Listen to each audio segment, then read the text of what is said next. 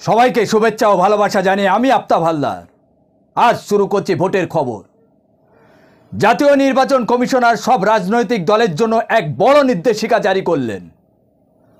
দেখে নিন সেই নির্দেশিকাটা কি। আমরা দেখেছি বিগত দিনে বিভিন্ন রাজনৈতিক দল তাদের ভোটে জেতার জন্য বিভিন্ন জনমুখী প্রকল্প নিয়ে ইস্তেহার প্রকাশ করে।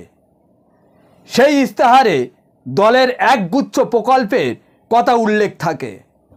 যেমন ধরুন, বিজেপি তাদের দলের তরফে ঠিক নির্বাচনের আগে বিভিন্ন জনমুখী প্রকল্প জনগণের সামনে তুলে ধরে।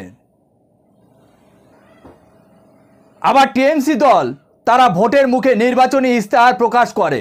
তাতে দেখা যায় মানুষের জনকল্যাণমূলক কাজের প্রতিশ্রুতি দেয়। কংগ্রেস ও সিপিএম তাদের মতো তারা ইস্তেহার প্রকাশ করে। ভারতবর্ষে বিভিন্ন রাজনৈতিক দল ছোট হোক বা বড় হোক তারা জনগণের সামনে ইস্তেহার প্রকাশ করে।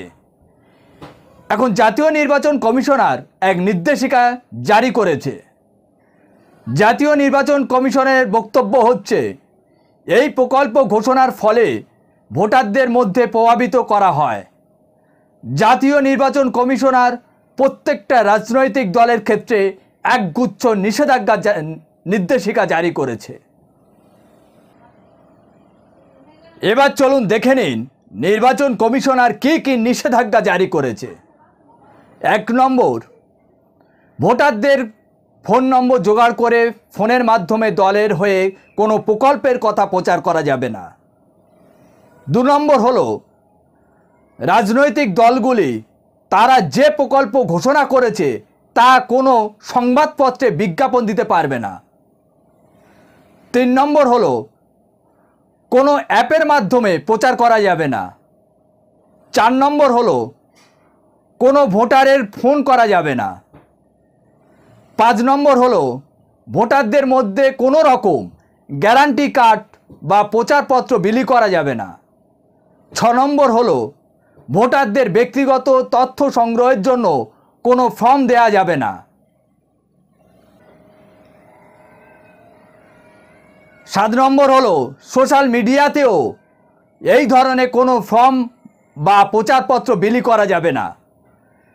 এগুলো ঘোষণার পর জাতীয় নির্বাচন কমিশনার প্রত্যেকটা রাজ্যে প্রত্যেকটা জেলায় নির্বাচন আধিকারিকদের নির্দেশ জারি করেছে।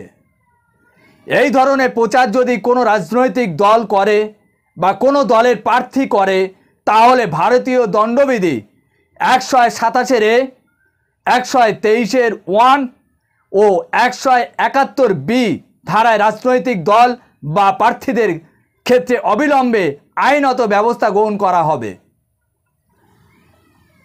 আমাদের বিশ্লেষণ কেমন লাগছে বা মূল বিষয়বস্তু আপনারা বুঝতে পাচ্ছেন কিনা তা আমাদেরকে কমেন্ট করে জানান। আমাদের আরও একটা বেড়ানোর চ্যানেল আছে, ছুটিতে যাই, প্রতিদিন সকালে দেখতে ভুলবেন না। আর বেঙ্গল নিউজ প্রতিদিন সন্ধ্যায় দেখতে ভুলবেন না। অনেকে আমার ফোন করে শুভেচ্ছা জানায়। আমার অনুষ্ঠানটা তাদের ভালো লাগে। সবাই দেখছেন আমাদের অনুষ্ঠান, সবার কাছে অনুরোধ করছি আপনারা দেখুন এবং বেশি বেশি করে শেয়ার করে দিন, তাহলে আমি খুব খুশি হব।